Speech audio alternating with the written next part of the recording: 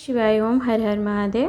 पूज्य गुरु जी की कथाओं से श्रवण करके आज मैं आपको वर्णन करूंगी कि बैसाख के महीने में रोग मुक्ति से संबंधित कौन सा विधान करना चाहिए, जो कि दमे श्वास के लिए रहेगा और पथरी एवं नेत्र से संबंधित जाले पड़ गए हों तो उससे जुड़ा हुआ विधान है। तो हमेशा की तरह वीडियो को अंत तक जरूर सुनिएगा, देखिएगा। चैनल पर पहली बार हैं तो चैनल सब्सक्राइब करिएगा एवं वीडियो को लाइक एंड शेयर करना नहीं भूलिएगा। तो शुरुआत करते हैं हम पहले विधान से, जो कि हमारा दमे श्वास के लिए है। यदि दमे श्वास से संबंधित कोई आपको समस्या है तो बैसाख महीने में आपको पीले चंदन को लेकर उसे घिसना है और घिस करके उसमें थोड़ा सा गुलाब की पंखुड़ियाँ या मिला लीजिए, या गुलाब की पंखुड़ियाँ ना मिले तो आप गुलाब का इत्र भी मिला सकते हैं।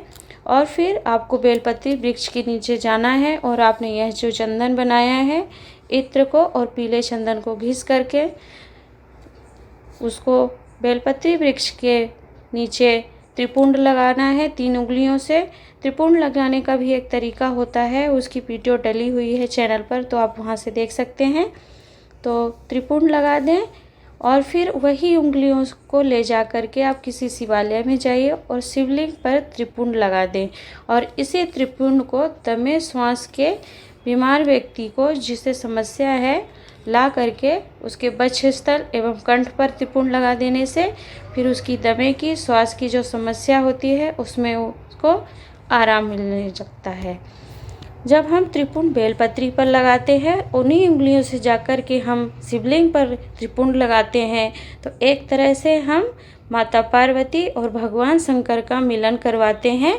तो शिव शक्ति दोनों मिलकर के सारी बाधाओं को, सारी समस्याओं को एवं रोगों को निवारण कर देते हैं और हम रोग मुक्त हो जाते हैं। चलते हैं हम दूसरे विधान की ओर, जो कि पथरी से संबंधित है। किसी को पथरी हो गई है या फिर किसी के आँखों में जाले पड़ जाते हैं, वो जाले पड़ गए हैं, या आपको अन्य समस्या है, रात में नींद नहीं आती है, आपको घबराहट बेचैनी सी महसूस होती है, तो आपको केवल बैसाख महीने में किसी भी दिन आप करिए, किसी भी तिथि एवं किसी भी बार को जो आपकी सरलता से सुलभ रूप से हो सके, जिस दिन उस दिन कर लीजिए। क्या करेंगे आप 20 दुर्वा लीजिए, हरी दुर्वा लेनी है आपको, और वह हरी दुर्वा लेकर के आप किसी भी शिवालय में जाइए और शिवालय में जो माता अशोक सुंदरी का स्थान होता है, उस अशोक सुंदरी माता के स्थान पर पहुंचकर हरी दुर्वा को समर्पित कर दीजिए श्री कुंदकेश्वर महादेव का नाम लेकर, एवं उस दुर्वा को उठाकर ले आएं और फिर 20 दिन तक सुबह खाली पेट एक एक करके दुर्वा आप 20 दिन तक खाइए। उसको 5-6 दिन ही आप खाएंगे, उससे ही आपकी पथरी में एवं नेत्र से संबंधित जो जाले हैं वो समस्याएं आपकी सुधर जाएंगी, आपको आराम मिलने लगेगा।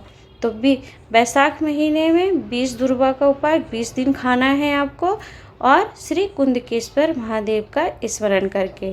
पूज्य गुरु जी ने इस विधान का वर्णन अपनी पंचम दिवस की कथा, जो कि 23 से 29 अप्रैल 2022 की श्री बैसाख शिवरात्रि शिव महापुराण कथा रतलाम मध्य प्रदेश से श्रवण करवाई थी, उसमें इस विधान का वर्णन किया गया है।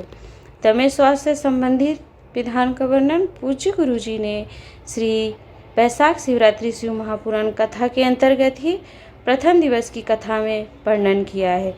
तो आप उस स्थान से भी कथा के माध्यम से आप इन विधानों का स्मरण कर सकते हैं।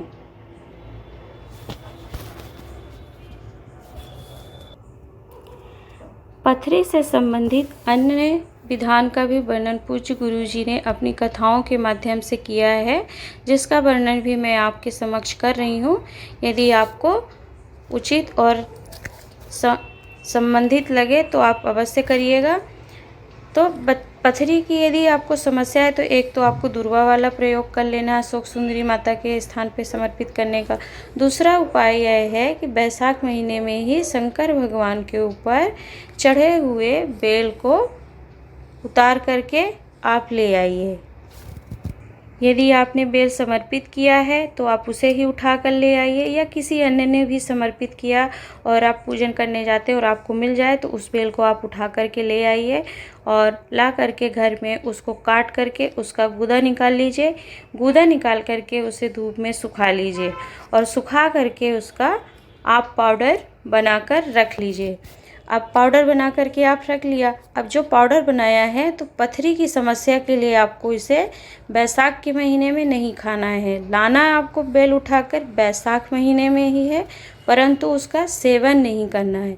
फिर जब बैसाख का महीना समाप्त हो जाए तो पथरी की समस्या के लिए यह सूखे बेल के पाउडर का सेवन आप करेंगे तो आपको पथरी की समस्या में आराम मिलने लगेगा। इस विधान का वर्णन उमा संहिता सती पुराण में वर्णन किया गया है और पूज्य गुरु जी की पंचम दिवस की श्री हनुमान चरित्र शिव महापुराण कथा जो कि 13 से 19 दिसंबर 2020 में श्रवण करवाई थी, उसमें पथरी के लिए बेल के फल का विधान वर्णित है, तो आप वहां से भी स्मरण कर सकते हैं। तो आप देख सकते हैं स्क्रीन पर कि यह बेलपत्री के वृक्ष पर लगने वाला बेल का फल है जो कुछ इस प्रकार से दिखाई देता है। तो इस बेल के फल को आप बैसाख महीने में किसी भी दिन जाइए और शंकर भगवान के शिवलिंग पर इसे समर्पित कर दीजिए। अब बेल फल समर्पित करने का शिवलिंग के ऊपर एक स्थान भी पूज्य गुरु जी ने वर्णन किया है अपनी कथाओं में, जो कि बेल फल जो है आपको शिवलिंग के चरण पादुका की ओर जहाँ से जल नीचे गिरता है उस स्थान पर समर्पित किया जाता है, या तो फिर आप इसे नंदीश्वर के पास समर्पित करते हैं। परंतु अभी हम विधान के लिए शिवलिंग पे समर्पित करना है, तो आप जो शिवलिंग का चरण पादुका है लेफ्ट राइट में जो गणेश कार्तिकेय भगवान का स्थान होता है उसके बीच में आप इसे रख देंगे और बीच में रख करके फिर बाबा से निवेदन कर लीजिए और वापस इस बेल के फल को उठाकर घर ले आइए।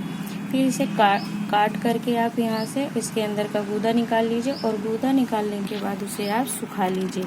सुखाने के बाद उसका कुछ स्ट्रक्चर जो है इस प्रकार से दिखेगा, आप स्क्रीन पर इसे देख सकते हैं। सूख जाने पर बेल का गूदा जो होता है इस तरह से दिखता है।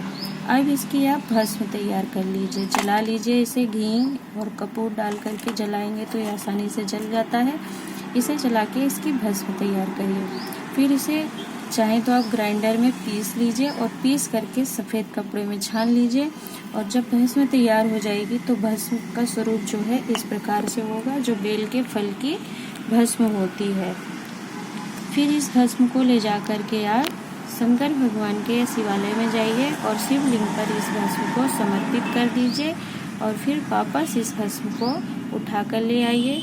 यदि आपको पेट से संबंधित कोई बीमारी है या कोई बुखार है, ऐसा रोग बीमारी रहता है, तो आप इस भस्म को जल में डालकर पी सकते हैं, या तो फिर आप कंठ पर इसको अपने लगा सकते हैं, तो आपको रोगों से मुक्ति मिलती है।